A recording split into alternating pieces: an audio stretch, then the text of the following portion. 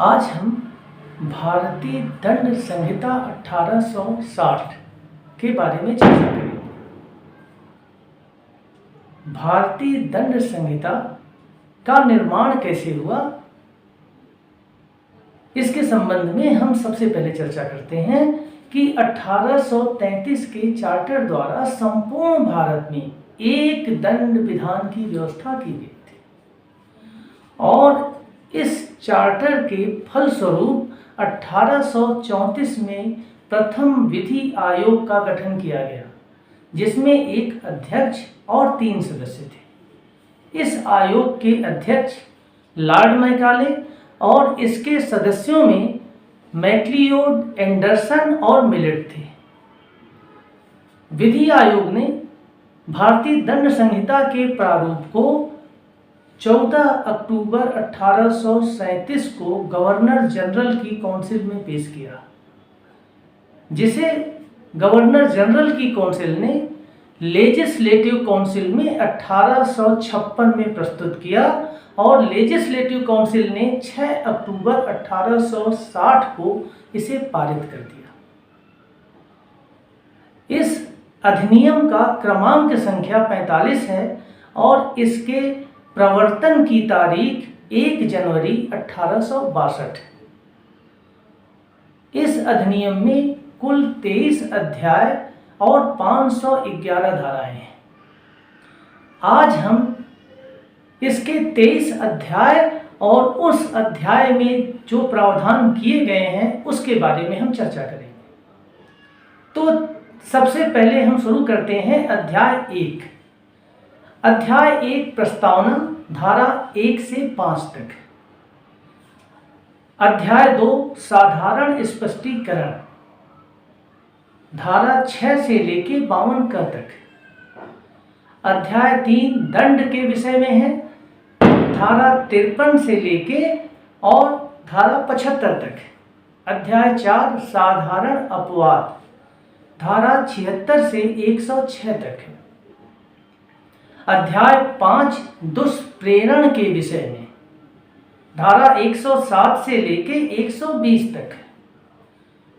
अध्याय 5 क आपराधिक षड्यंत्र के विषय में है और ये 120 क से लेके 120 ख तक है। अध्याय 6 राज्य के विरुद्ध अपराधों के विषय में है और ये 121 से 130 तक है। अध्याय 7 सेना, नौसेना और वायुसेना से संबंधित अपराधों के विषय में है और ये 131 से लेके 140 तक है। अध्याय 8 लोक प्रशांति के विरुद्ध अपराधों के विषय में है और ये 141 से लेके 160 तक है। अध्याय 9 लोक सेवकों द्वारा या उनसे संबंधित अपराधों के विषय में है और ये 161 से लेके 171 तक है और इसमें 161 से 165 क तक की धाराएं निर्देशित है। अध्याय 9 क ये निर्वाचन से संबंधित अपराधों के संबंध में है और ये 171 क से लेके धारा 171 झ तक है। अध्याय 10 लोक सेवकों के विधिपूर्ण प्राधिकार के अवमान के विषय में है और ये 172 से लेके धारा 190 तक है। अध्याय 11 मिथ्या साक्ष्य और लोक न्याय के विरुद्ध अपराधों के विषय में है और ये 191 से लेके 229 क तक है। अध्याय 12 सिक्कों और सरकारी स्टाम्पों से संबंधित अपराधों के विषय में है और ये धारा 230 से लेके और 263 क तक है। अध्याय 13 बांटों और मापों से संबंधित अपराधों के विषय में है और ये धारा 264 से लेके 267 तक है। अध्याय 14 लोक स्वास्थ्य, क्षेम, सुविधा, शिष्टता और सदाचार पे प्रभाव डालने वाले अपराधों के विषय में है और ये धारा जो है 264 से लेके 294 का है।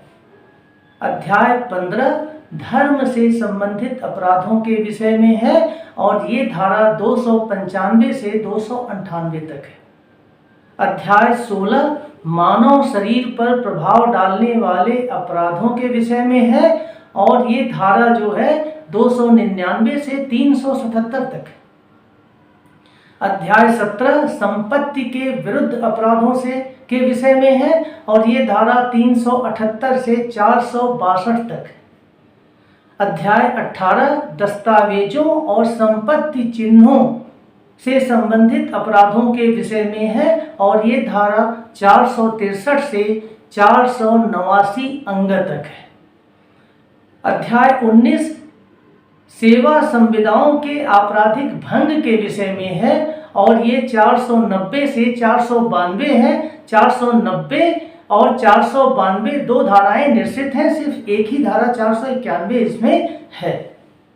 इसके बाद अध्याय 20 विवाह संबंधी अपराधों के विषय में है और ये 493 से 498 धारा तक है।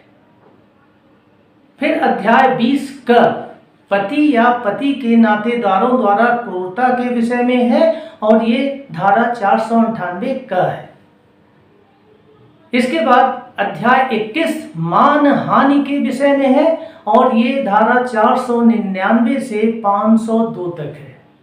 फिर अध्याय 22 आपराधिक अभित्रास अपमान और क्षोभ के विषय में है और ये धारा 503 से 510 तक है।